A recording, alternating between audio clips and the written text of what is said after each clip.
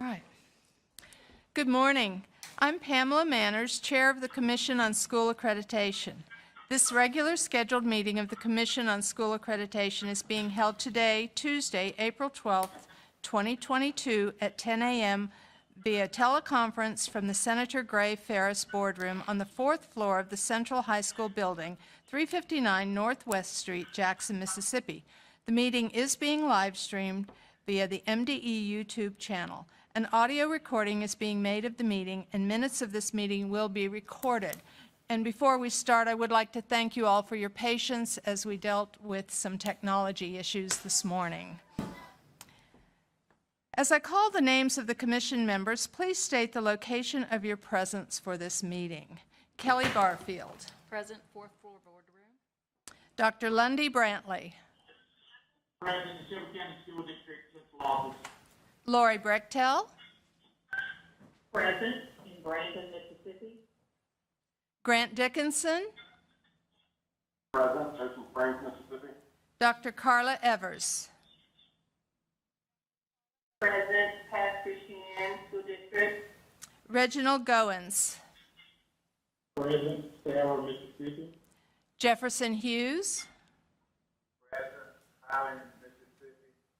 I'm Pamela Manners, and I am in Jackson and the 4th floor boardroom. Dr. Valencia Martin. Present, Greenwood, Mississippi. Aisha Maxwell. Present, 4th floor boardroom. Brent Robinson. Present, 4th floor boardroom. Brad Stevens. Jan Vaughn. Present, Greenville, Mississippi. Sarah Wansley. Present, Ellisville, Mississippi. Ingrid Williams. Present, 4th floor boardroom.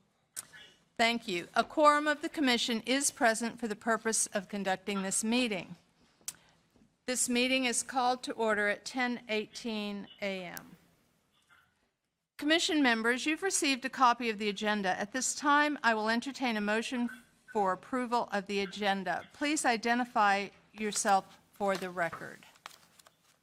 Lundy Brantley, Shelby County School District, motion. Thank you. And may I have a second, please? And please identify yourself.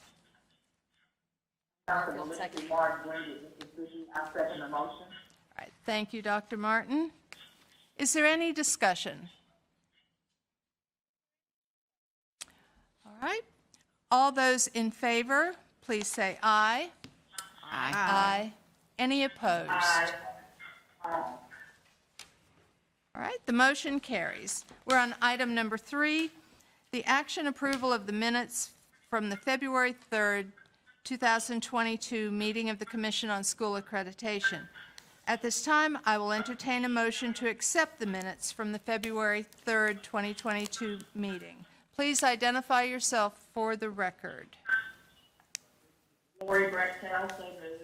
Thank you. And may I have a second, please? Brett Robinson, second. Melissa Martin, I second. Thank you, Mr. Robinson. Is there any discussion? All right, at this time, then, all those in favor, please say aye. Aye. Aye. Aye. Any opposed? Thank you. The motion carries. Item number 4, the approval of the minutes of the March 24th, 2022 special called meeting of the Commission on School Accreditation. At this time, I will entertain a motion to accept the minutes from the March 24th, 2022 special called meeting. Please identify yourself for the record as you make the motion. Thank you. And may I have a second, I please? second the motion. I second the motion, Dr. Martin. All right, thank you, Dr. Martin. Is there any discussion? At this time, then, all those in favor, please say aye. Aye. Any opposed? Thank you. The motion carries. We're moving on to the discussion of the consideration of the request to revise the Mississippi Administrative Code 7-24, Mississippi Public School Accountability Standards 2021, specifically the business rules of the Mississippi Statewide Accountability System, Section 10, Banking Scores, end of course subject area assessments taken before 10th grade, Section 11, Comprehensive Support and Improvement Schools, CSI, Section 12, Targeted Support and Improvement Schools, TSI, and Section 13, Additional Targeted Support and Improvement Schools, ATSI. And Mr. Alan Burrow will present this information for us. Manners, with your permission, before we start the item, we're getting some feedback from individuals that are watching on the YouTube channel, and they're still having technical difficulty. They're hearing everything we're saying twice. So Mr. Sanders is going to help address that and hopefully resolve that issue. All right, well, we'll pause for now then before we start the discussion. Thank you. Those who are actually on the call itself, when you're not speaking, would you please mute yourself? That's where the feedback is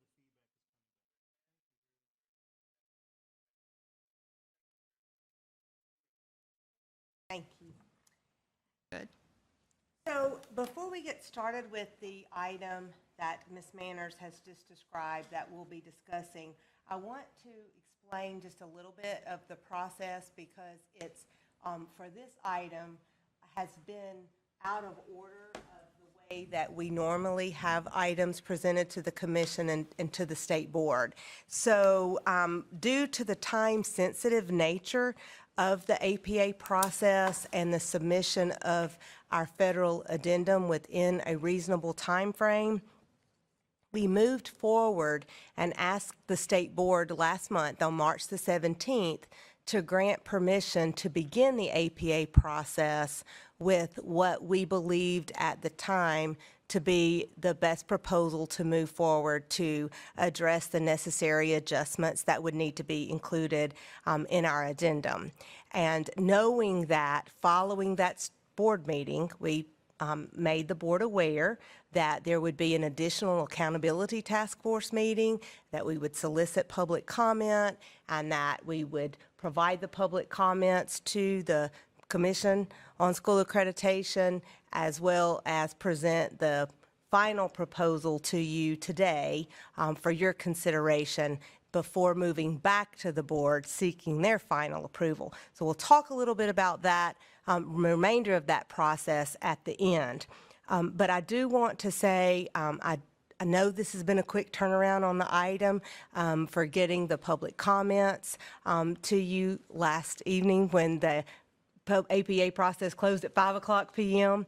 We had 34 comments. Some of them were duplicates, and so we have a summary chart that we've provided to you today, but we just want to ensure those of you that are here and on the call that we have ample time today to allow you to review those comments. We're going to walk through a presentation, and we're going to outline for you what was presented to the board on March the 17th, the rationale for that presentation to the board, and then our response to the public comments for today. So we want to ensure that you have time to review and to discuss and ask questions, and that before you're asked to consider this for your vote and approval.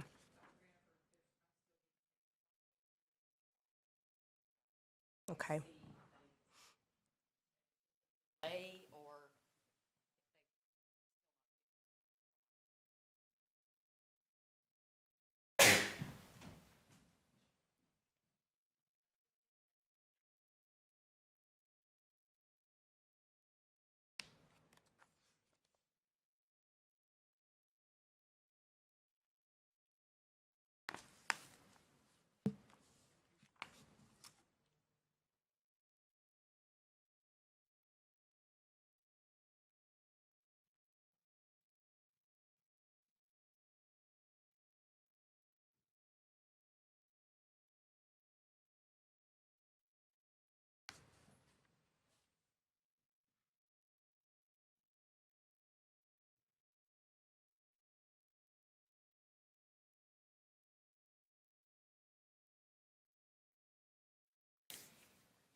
Okay, so I've been given the signal to move forward to see if that resolves some of the feedback issues.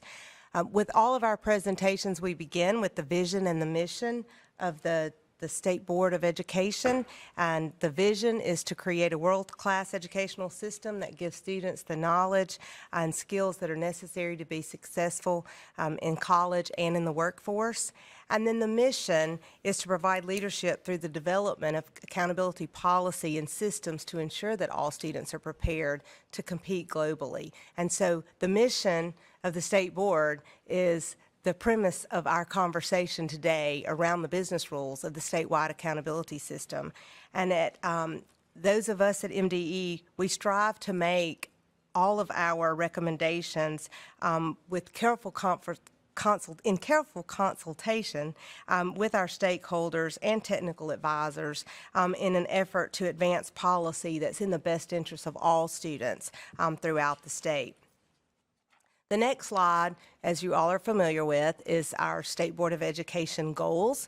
And of course, the accountability system touches on all 6 of the goals. Just a little bit of background information, and again, much of this is what was shared with the State Board on March the 17th. If you recall, on November the 20th of 2021, Executive Order 1460 ended the state of an emergency in Mississippi and rescinded the authorization for the State Board of Education to grant or to waive assessment or accountability requirements on March the 19th, 2020. So there were other, in accordance with Governor Reeves' executive order, as you know, there were many other policies and statutes that were waived at the time.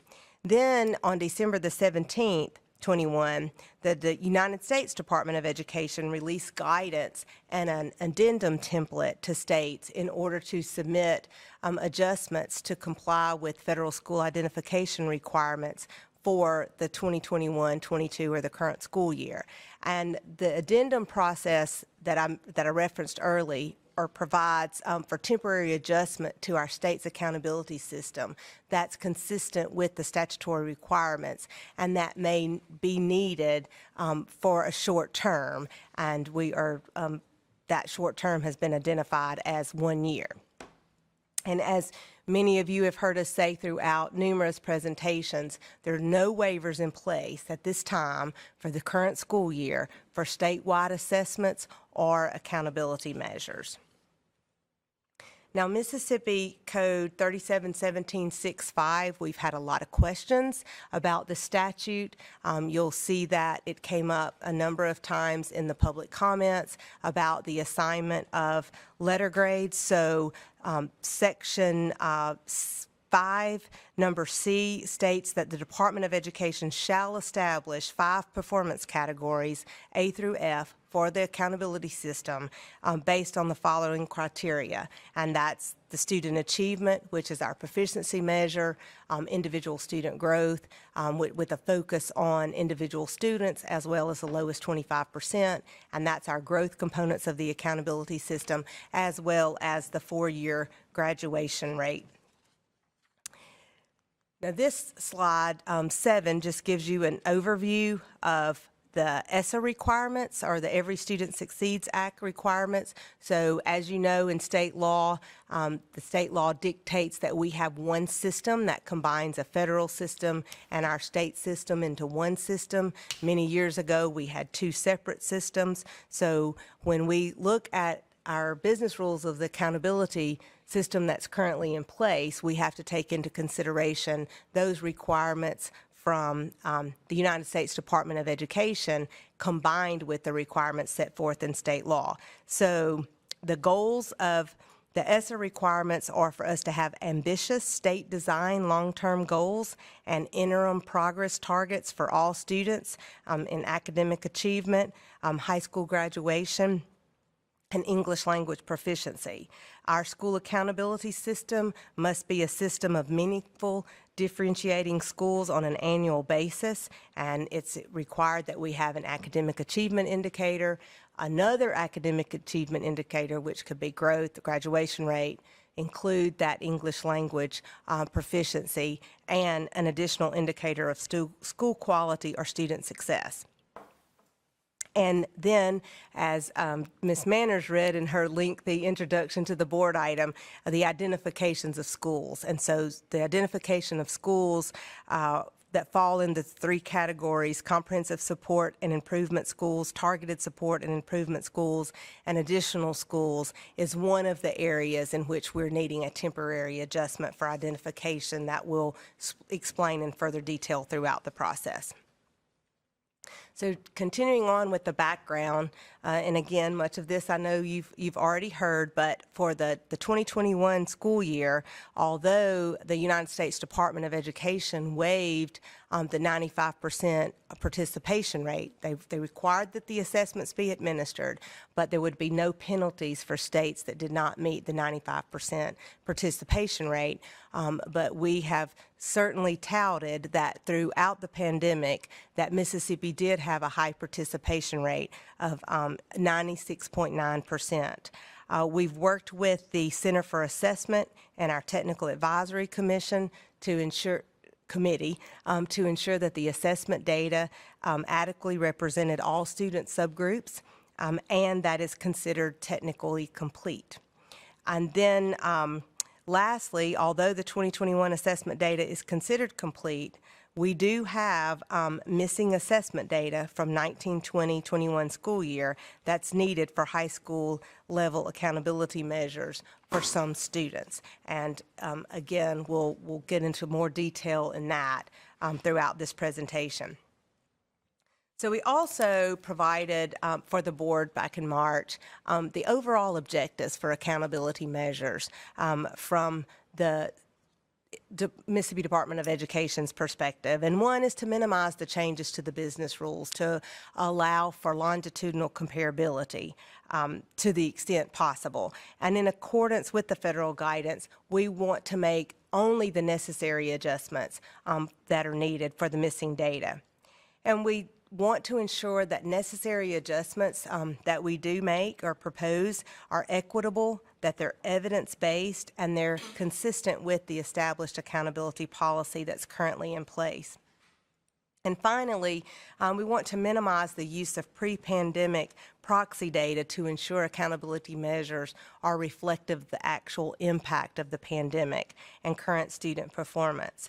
So during the board meeting, we talked a lot about that equity piece. And so as we look forward and make these recommendations for changes to the system, we want to ensure that the changes that we propose are not beneficial to one particular group of districts or schools throughout the state.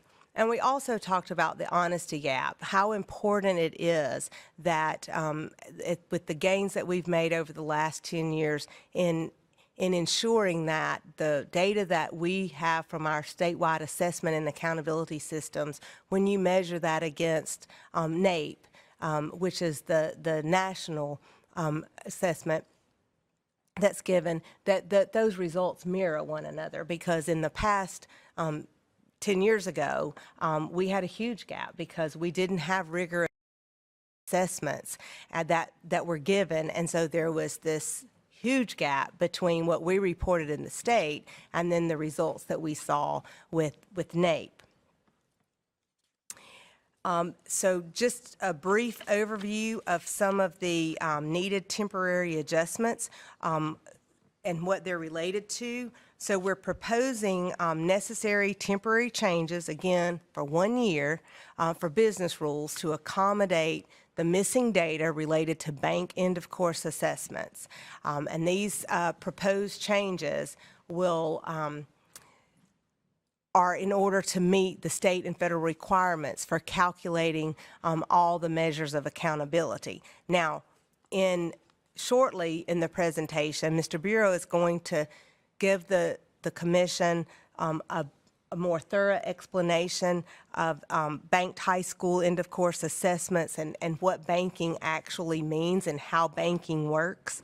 But as we've already may have mentioned, under the federal requirements, students are required to assess at least one time in ELA, math, and science in grades 10 through 12. So that's why these high school end-of-course assessments are so important to us and must be included. Bank scores, you'll hear reference to 7th graders or 8th graders, students that are in middle school and not yet in high school. And federal law also requires that all students are included in the model, and that therefore that's why we spank those scores for 7th and 8th and 9th graders that take a high school end of course assessment prior to entering the 10th grade. But again, Mr. Bureau's presentation will get more into the weeds of those statutes. Exit criteria for school improvement identifications will also need to be adjusted for missing data. And as I stated earlier, on March the 17th, the State Board granted approval to begin the APA process to submit the public comments regarding these two areas that we need to make temporary adjustment for the high school end of course bank scores and school improvement identifications. And we shared with the board at that time that it's a possibility that that could potentially change as a result of the APA process. So the public comment period opened the day following the state board meeting on March the 18th, and as I mentioned earlier, concluded on April the 11th at which was yesterday at 5:00 p.m.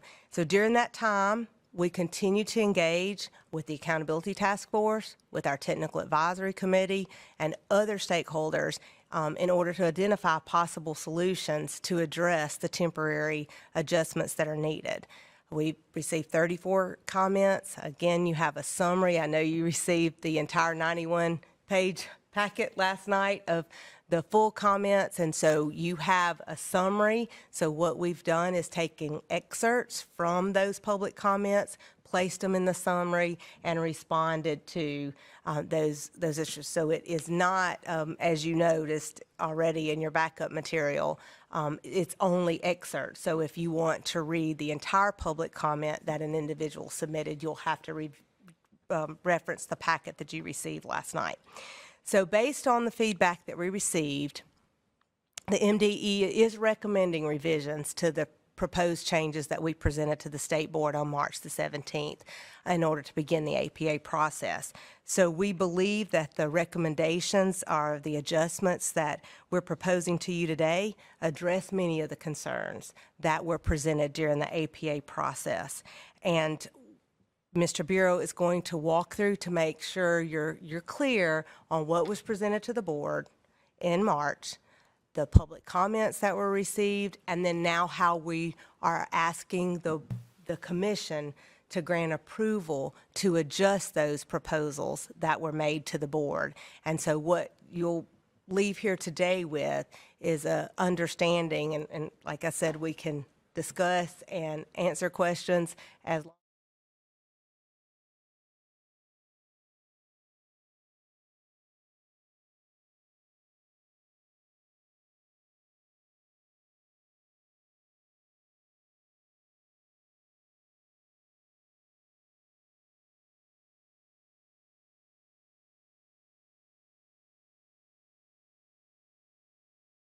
And I know I'll miss someone, but to all the members that serve on the advisory committees that Dr. Wright has a superintendent advisory committee, a principal advisory, a teacher advisory, and a student advisory.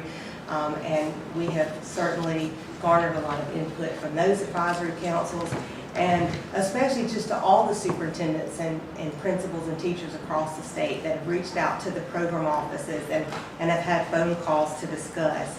And then there's other educational organizations and all other educational stakeholders, as you can see in the public comments that you've received, that are represented. So we just want to thank everybody for the time that they took to engage with us and have these conversations. So at this time, I'm going to turn it over to Mr. Bureau, and he will share the proposal, as I previously stated, that was submitted to the board, as well as the proposed changes to those initial proposals.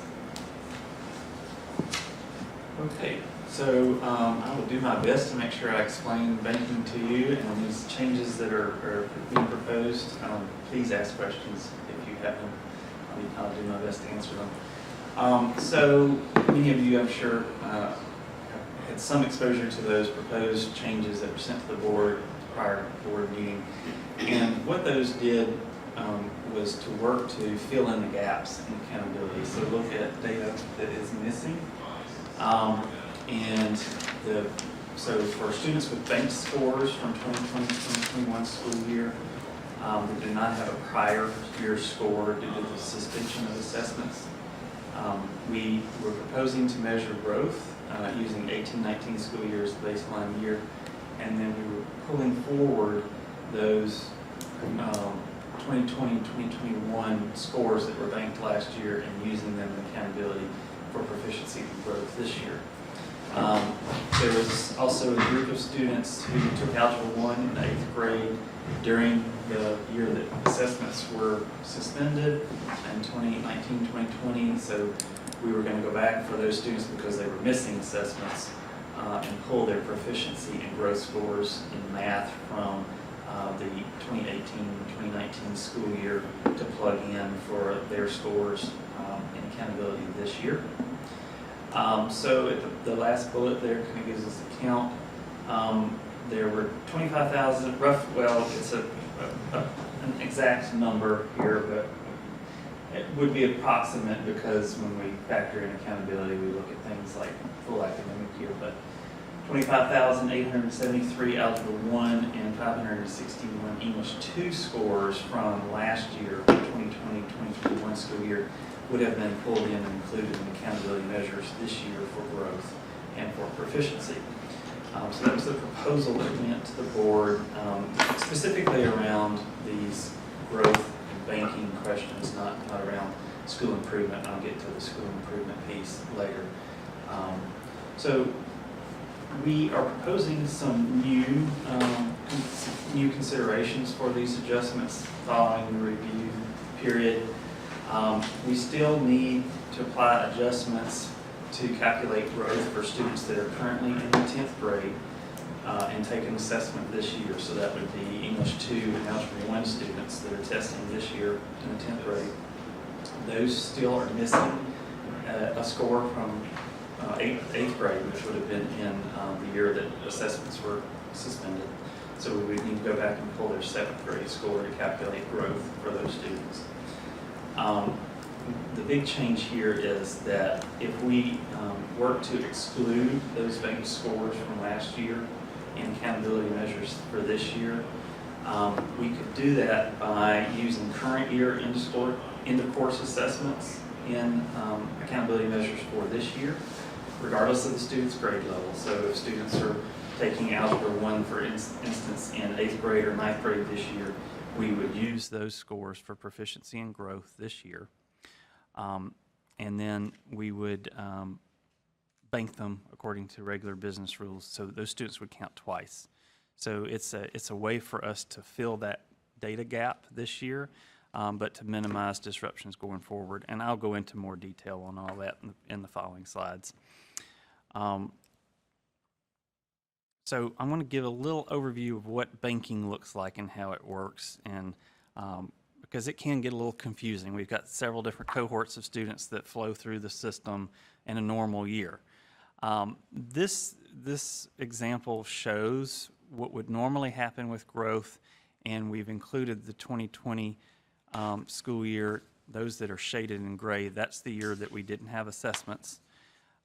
So in a normal pattern for growth in math, we would have students that take Algebra 1 in the 10th grade. That's the top line here. In 2021, it's typically around 8,000 students that take Algebra 1 in the 10th grade. So looking at that top line, that's the way those students, we would calculate growth. They would count in accountability in the year that they test, so that would be this year, and we would measure growth from when they took math in the 8th grade. In this example, it would have been in 2020, which was the year that we didn't have assessment, so we're lacking that prior year score. For these students, we would need to go back and pull their 7th grade score to calculate growth. In the second row, you see for 2020, we've got 10th graders with a banked score. These students took Algebra 1 last year. There was roughly 25,000 of them. Most students take Algebra 1 in the 9th grade. And then we would pull from their immediate prior year score, which would be 8th grade math. In this case, we don't have an 8th grade math score for these students. We would be pulling from their 7th grade score. The old proposal that we were making would have allowed this process to flow through. These 9th grade banked Algebra 1 scores from last year would count in accountability this year. And then in the bottom line would be students that take Algebra 1 in the 8th grade, roughly 2,000 in a given year. These students did not assess in 2020, so we have no Algebra 1 score, and that's where we were talking about going back and pulling their 7th grade math proficiency and growth scores to plug in for those 2,000 students. That's what it looks like on the math side.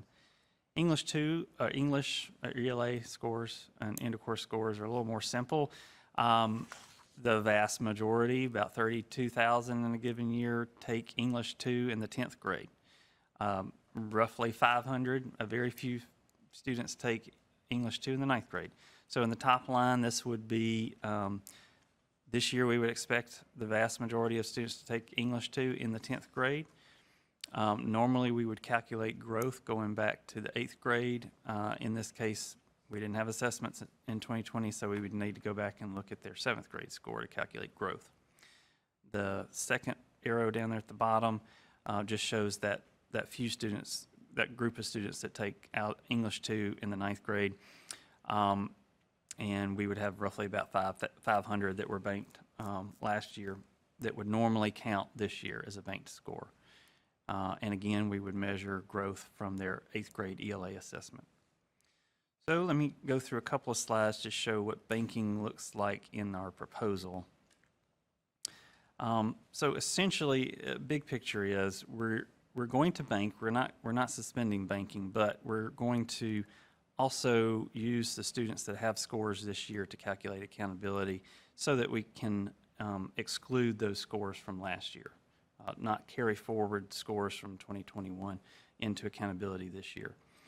So this top row would show we will have students who take Algebra 1 in the 10th grade this year. We would need to go back and pull their 7th grade math score to calculate growth. So that would be the way that would work this year for those students. We will again have the majority of Algebra 1 test takers take it in the 9th grade this year. We will bank those scores and they will count again next year, but we will also include them in accountability this year. And then we would be measuring growth from last year's 8th grade math assessment that those students took. And then for students who take algebra in the 8th grade this year, we would use those in accountability this year. We will bank them and they will show back up again in 2024 when they enter the 10th grade. And we will measure growth from last year's 7th grade math score for those students. And here is English 2. The vast majority of students will take English 2 assessment this year in the 10th grade when it would normally count for proficiency and growth. The exception here being we don't have an 8th grade ELA assessment from 2020, so we'll need to go back and pull their 7th grade assessment to calculate growth. And then we'll have some students who take English 2 in the 9th grade this year. They'll be included in proficiency and growth. They'll also be banked and show back up again next year for accountability.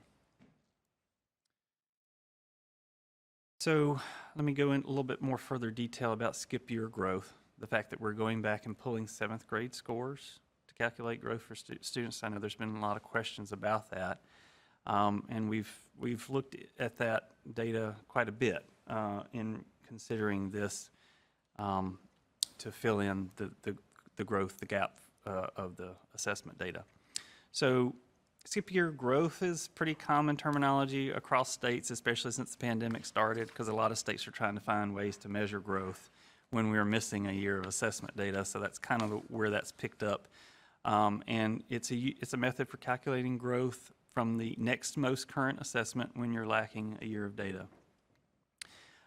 So if we don't measure growth in this method for these students, we would not have a measure of student progress for these students.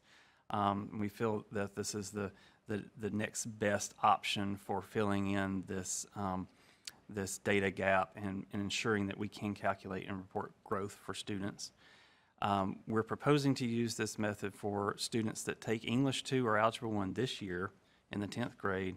And again, these numbers are plugged in here. Approximately, we don't know exactly yet because they haven't assessed, but it should be around 31,000 students who take English 2 this year and 8,500 Algebra 1 students that will assess in the 10th grade this year. And they won't have that 8th grade prior score because they were in the 8th grade in 2020. So we would go back and pull their 7th grade scores to calculate growth going forward. So there's been some concerns about, well, what difference will that make in how growth is calculated for schools and districts? So we ran some data to look at, in a normal year, how would that impact schools and districts? And we looked at the 2018-2019 school year. We pulled normal accountability data, which would look at the prior year score. And then we ran some data analysis where we went and pulled these students' 7th grade score and calculated a skip year growth approach for the same group of students so that we could see how does that change student or schools' accountability scores. And so what these two tables show you is the point change in growth for schools using the, well, it's the difference in score for using skip year growth versus a regular growth calculation. So you'll see at the bottom here that the x-axis shows the point change for schools, and the y-axis is the number or the count of schools. So you see the vast majority of schools. The table, the chart on the left is overall growth, and then the chart on the right is growth of the lowest quartile of students, the low 25. And so you'll see that the vast majority of schools experience little to no change in their growth score. That's the big peak you're seeing right there at the 0-0 mark. And then you kind of got the trickle down in each side. So you've got some outliers that have a higher effect on their growth scores, but the vast majority fall at no change or very little change. And then this is looking at reading. So calculating skip year growth for reading, same approach. And we're looking at, again, most schools see relatively small amount of change, roughly around 10 points plus or minus at the most. And then just as a statistical overview or summary, here's our scores. So we'll see, for example, at the top there, the mean or the average.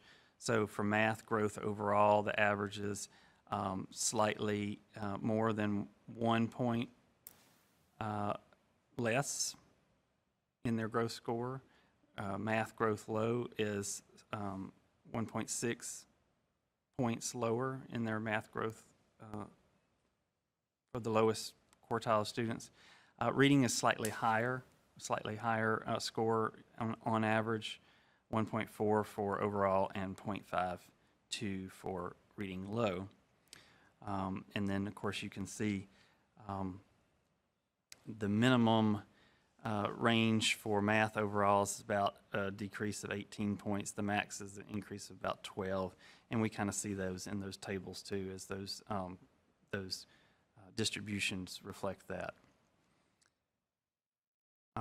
Okay, so do we want to address questions at this point about what I just... Yeah, this is probably a good time to break for questions, since we have, this has summarized the banking portion. And according to the public comment, as I mentioned earlier in my opening remarks, the banking of the high school end of course assessments has been the most challenging concern, or the most challenging issue to address, and the greatest concern of the stakeholders. So the school improvement that we'll move into next is, we've received positive comments in favor of that, and we've really had no pushback on the school improvement proposal. So moving forward, the proposal, I think, for the most part, from the public comment, there was only a couple of comments that mentioned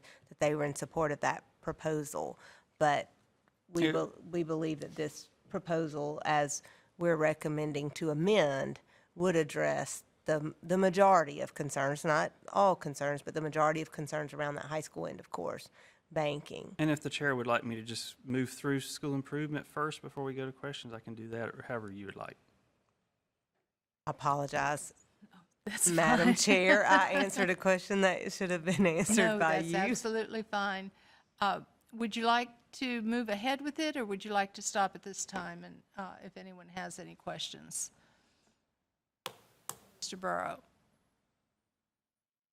I do have some I'll, are you opening for questions or statements or anything, or are we going ahead? Because I was going to make a kind of a quick statement.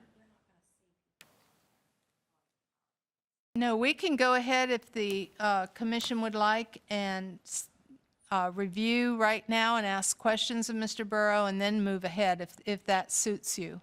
So if you have a question now, go right ahead. All right, this is Lundy Brantley in Shelby County. I personally say, Mr. Burrow and Dr. Vanderford, I greatly appreciate you guys reading the comments and any other staff members. I'm sure there are other staff members, but I appreciate you guys reading the comments, and because I know it takes a long time, and I know y'all are taking a beating on some things that you really can't help, but we all know how that goes.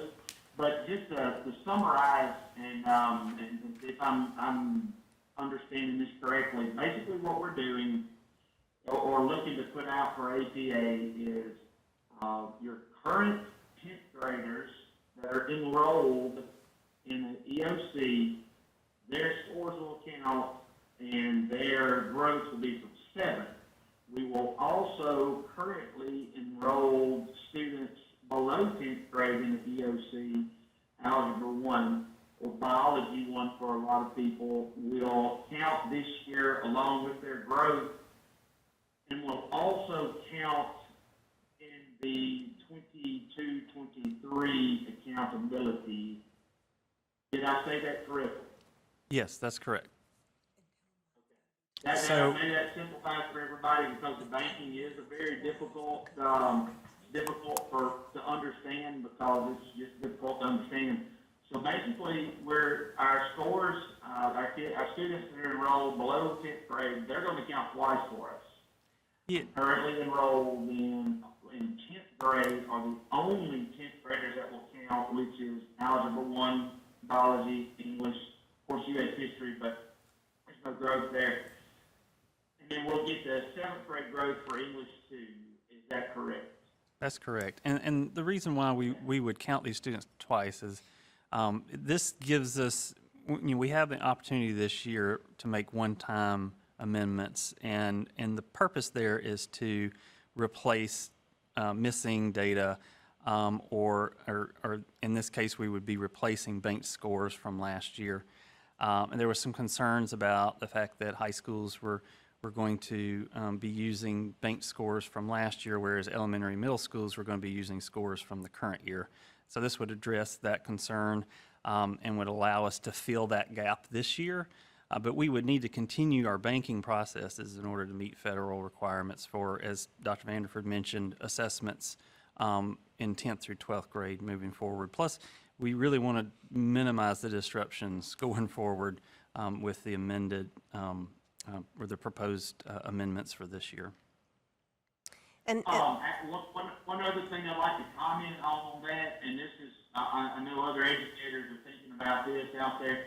You might want to put some clarification on the determination of your bottom 25, since you're looking at 2 years of the same data when we put this out. And I'm sure that people will comment on that, and then we'll maybe get other ideas for growth, how that's going to go with APA. But I would definitely, just a suggestion that we look at and instructing on how do your bottom 25, being that you're going to have two different grades, but one of them twice. So it could be a little bit different there for Algebra 1. English 2, it shouldn't matter, but it'd be Algebra 1. And I should have said earlier in the conversation that this very much aligns with one of the initial proposals that was made by the Accountability Task Force, which was just to suspend banking. But this proposal is a little bit different because if, as Mr. Bureau just explained, if we remove something from the system, which in this course would be our high school end-of-course assessments that were administered last year in 2021 in the midst of the pandemic, if we remove those scores, we have to replace them with something. And to Mr. Bureau's point, that's why we're proposing to count those students enrolled in end-of-course assessments this year, no matter what grade they're in, to count them twice, because counting them now replaces what we needed that we're removing from last year, and then counting them twice in the future is allowing us to continue to move forward with the current business rules that are in place regarding banking, because we would not be allowed to just suspend banking altogether. Garfield, you had a question? I just was, assess the comments. Is the assumption that going back to a 7th grade year, that's what it seemed to me, that there was an assumption that your statistical analysis perhaps helps people see that it's not as grave an impact. I don't know if that's... One of the, I guess, the highlights in the comments that I saw was a concern about an inconsistency in measuring growth from 7th grade to Algebra 1 versus 8th grade to Algebra 1, or 7th grade ELA to English 2 versus 8th grade. Certainly, they're not going to be exactly the same. We've looked at that data closely. We've looked at how students perform on 7th grade versus 8th grade. There's been, some questions about the fact that students tend to have, or a higher percentage of students score proficient on 8th grade math, or 7th grade math versus 8th grade math. And, we do see that in the data. It's a slight difference. On average, for example, for math, since the inception of MAP, the MAP assessment, the average is about 6 percentage points, so about 6% more students are proficient on the 7th grade MAP assessment than the 8th grade MAP assessment. And then on ELA, it's about 3.3% on average. So, but it's a slight difference in the percentage of students that are scoring proficient across those grade levels. I guess the other thing we'd like people to consider is that regardless of how students score on the assessments or where their proficiency level is, all students have the potential to earn growth scores, and that's really what we're looking at here is the measure of growth. Certainly some feel that if a student scores higher on an assessment in the prior year, it's harder to get growth the next year, but certainly all students have the opportunity to maintain proficiency from one year to the next and or move up the proficiency levels. Are there any other questions at this time? I will say it's not a question, but as far as the growth is concerned, if you're not, if you're, and I'm not trying to talk down or anything, if you're not in schools, it's hard to see all of this stuff. But the growth piece is different because there's different cuts at different levels, from like 7th to 8th, 8th to EOC.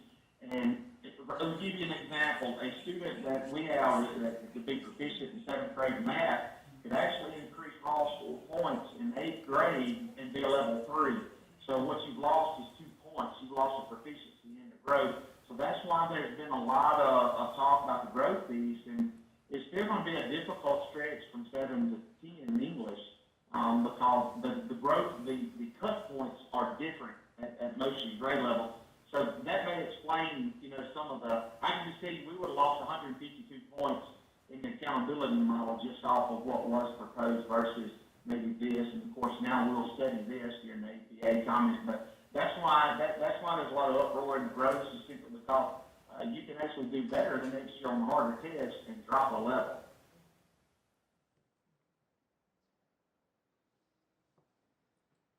Any other comments or discussion at this time before we move forward? All right. This is Carla Evans. All right. I would like to know if there is a plan to run the scenario using the proposal that's been added today. I believe what we were just looking at was basically looking at the 7th grade to 10th grade cuts or what have you.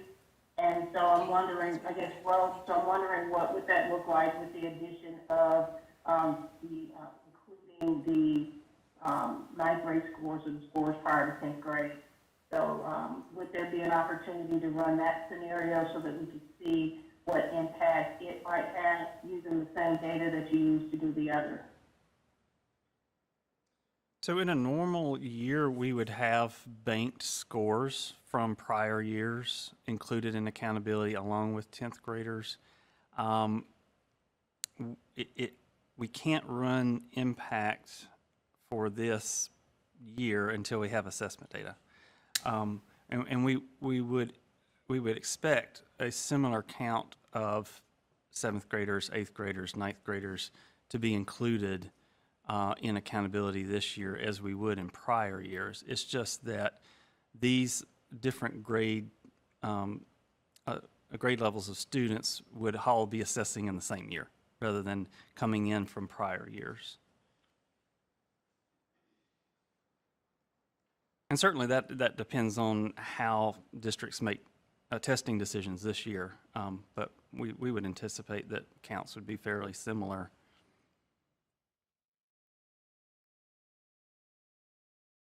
Any other comments or questions at this point? All right, Mr. Burrow, if you'll continue, please.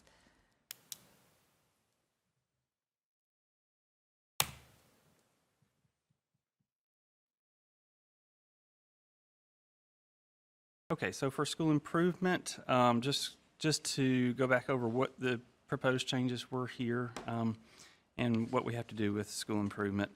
So we must classify schools for CSI, Comprehensive Support and Improvement, Targeted Support and Improvement, or TSI, and Additional Targeted Support and Improvement, or ATSI. This is a federal requirement, and this is really where the U.S. Department of Education has been pushing this year to resume accountability measures for this reason. Classification decisions must include data from the 2021-22 school year for classifications this year, and any school that exits must satisfy approved exit criteria. The MDE remains committed to our long-term goal of 70% proficiency for all students, but the addendum allows us to shift that forward by 2 years because of the disruptions from the pandemic, which we will choose to do in our addendum. So this is the way the comprehensive support and improvement timeline would normally look. These schools are identified and are put into a 3-year cycle of identification and exit. They would have exited in 2020, 2021 with a new identification made, but obviously that didn't occur because of the disruptions from the pandemic. So what we're pushing forward are really changes that are identified by the U.S. Department of Education as options for states for school improvement. They made these choices a little easier in the template because they gave us some options to choose from. But we would implement traditional CSA classifications based on 21-22 data. Schools classified as CSI this year would be re-examined after 1 year, so they're allowing states to make the identification this year, but then re-identify again next year rather than starting that 3-year cycle and locking everybody in for 3 years. And so in this case, we will do that and restart the regular 3-year cycle with 2022, 2023 data later on. So this is the way that would look. We've got those 2 grayed out years as the accountability pause years. We've been carrying forward those identifications since 2018, 2019. We will identify this year our new schools, and we'll have a 1-year cycle for them and re-identify again. And then we'll return back to those traditional identifications in the 2023-2024 school year with the 3-year cycle. For ATSI, or Additional Targeted Support Schools, those are the students that have a low-performing subgroup in the bottom 5% based on all students for Title I-A schools. The original ESSA plan escalates those ATSI identifications to CSI identifications if they don't exit after 3 years. So we're going to delay that escalation because of the data disruptions, and we'll delay that until the fall of 2023 based on 22-23 data. Additionally, exit criteria for currently identified CSI schools includes whether or not those students increase a letter grade or move over the midpoint of a letter grade in order to exit. And because of the disruptions, we'd like to remove that requirement for exit. So for the transitional year starting in the fall of 2022, we'll remove that increase in the letter grade progress as part of the exit criteria and resume identification cycles, including that exit requirement in 23-24. Okay, so I kind of moved through that quickly. Those were the proposed changes that were taken to the board last month. As Dr. Vanderford mentioned, we haven't really received, we have not received a negative comment on that. It's been fairly well received. Do we have any questions or comments at this time?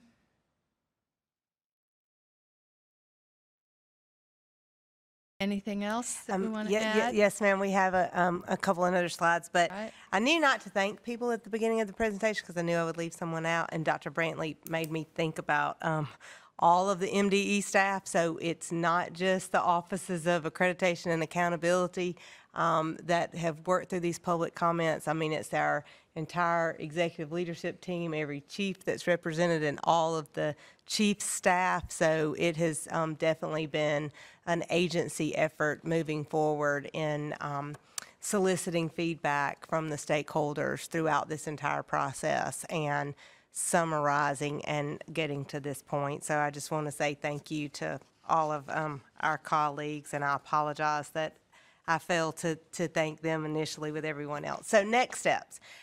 Based on your approval today, we will move forward with the recommendation to the state board for their consideration on April the 21st. And if you approve the modifications that we've made when we present this item to the State Board of Education next week, the changes will have been significant. So we'll have to go through the technical process of following the rules of the Secretary of State to withdraw the previous proposal for APA comments that was approved by the board last month and resubmit for public comment this new one. Had the changes been minor, we would not have done that, but this is significant. A significant difference in the proposal, so we'll have to ask the board for a temporary rule to become effective immediately for the current accountability school year, as well as to begin the APA process again. So that's a little bit of the story on how it'll move forward. It's not going to be just simple for the state board to vote. We will have to go through the APA process again. And then, as you all know, April and May, statewide assessment period. We have assessments taking place as we speak. And then, as with any given year in accountability, in June and July, we have our post-administration review. That's taking place with our assessment vendors, our technical advisory committees, our staff here within the agency, as well as the school districts, because they'll have an opportunity to review their assessment data files, and they'll have an opportunity to review their accountability data files. So lots taking place over the summer months, and then we'll be back to the board in August with an information item that presents and summarizes the statewide assessment results. And then in September, as you all, many of you know that have been on the commission for a while, we'll bring forward an action item to the commission for approval of the accountability results in September, and then that will move forward to the State Board of Education for approval. And that will conclude the accountability cycle, and then it will start again for the next year cycle. Right, thank you. Do we have any comments, questions, items for discussion from the commission about everything we've heard today? We've had a lot of information. Anyone with any further comments? No? Right then, at this time, then we are on item 5, which is action. And I will entertain a motion to submit a request to the State Board of Education to revise Mississippi Admin Code 7-24, Public School Accountability Standards 2021, specifically the business rules of the Mississippi Statewide Accountability System, Section 10, Banking Scores, end of course subject area assessments taken before 10th grade, Section 11, Comprehensive Support and Improvement Schools, CSI, Section 12, Targeted Support and Improvement Schools, TSI, and Section 13, Additional Targeted Support and Improvement Schools, ATSI. And at this time, I'm asking for a motion. Please identify yourself. That's all right. Franklin, Shelby County, motion to accept. All right, thank you. And may I have a second? And please identify yourself. All right. I think that was that you, Mrs. Vaughn? All right, thank you very much. All right, do we have any discussion about the motion that's on the table? All right, if not, go ahead. Sorry, this is Carmen.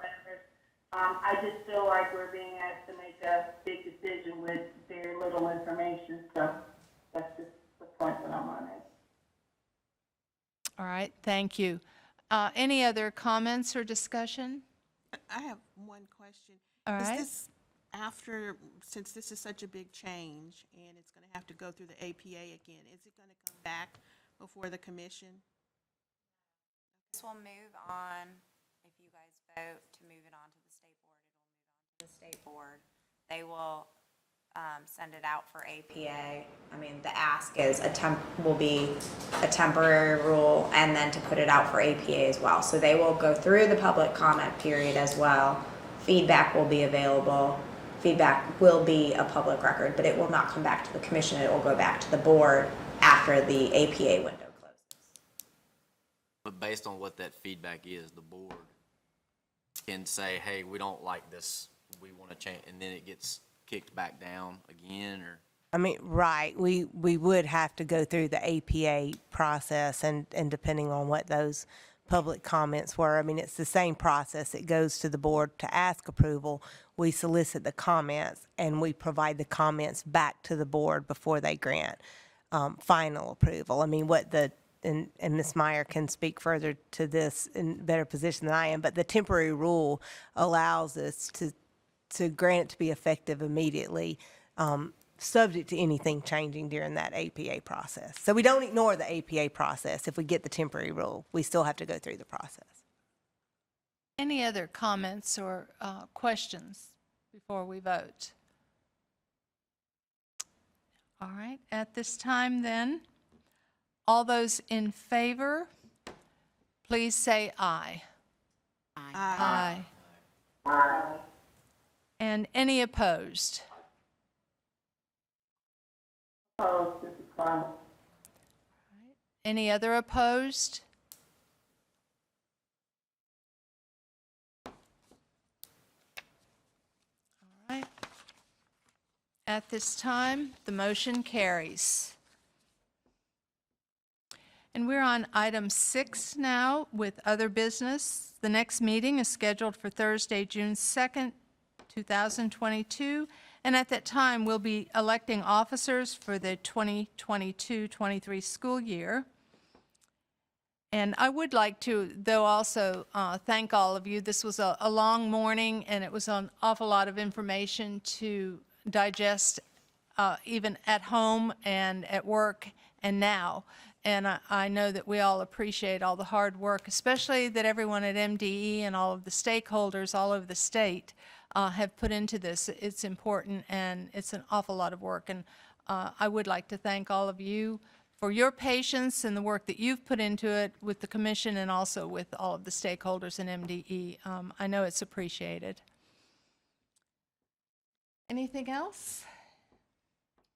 Dr. Vanderford, anything under That's all. Just other again- business? Again, I just can't say thank you to all of you enough. I know what a process this has been for you to get the materials that you received last night, and then again this morning, and then your patience today. So this is definitely a unique circumstance, as we've experienced multitudes of those over the last couple of years. So on behalf of the department, I just cannot thank you all enough. So.